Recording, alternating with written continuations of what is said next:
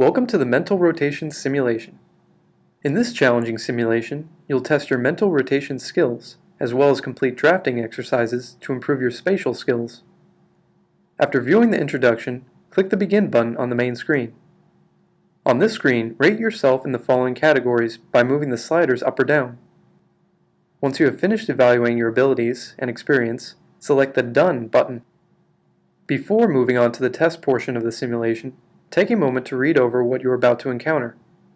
A series of 8 test items with illustrated figures will be presented to you.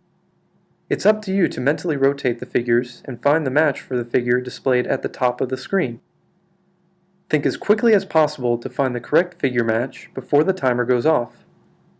You cannot change your answer once you select a figure match, so make sure of your answer before continuing.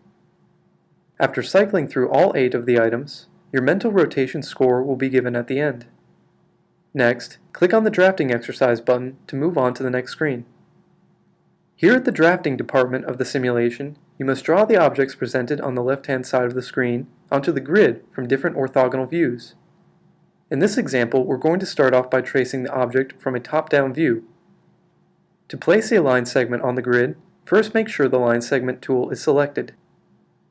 Click on an intersection point on the grid and drag and drop the cursor to another intersection point to create a line segment.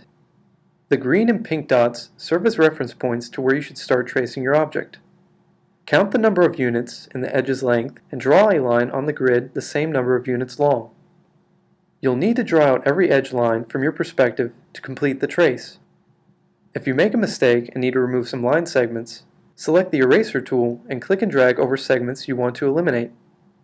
Select the Erase All button if you want to remove all the lines you created on the grid. When you have completely traced the object, click the Done button to check to see if you were correct. If incorrect, double-check your tracing and scaling. If correct, click on New View and trace your object through another perspective.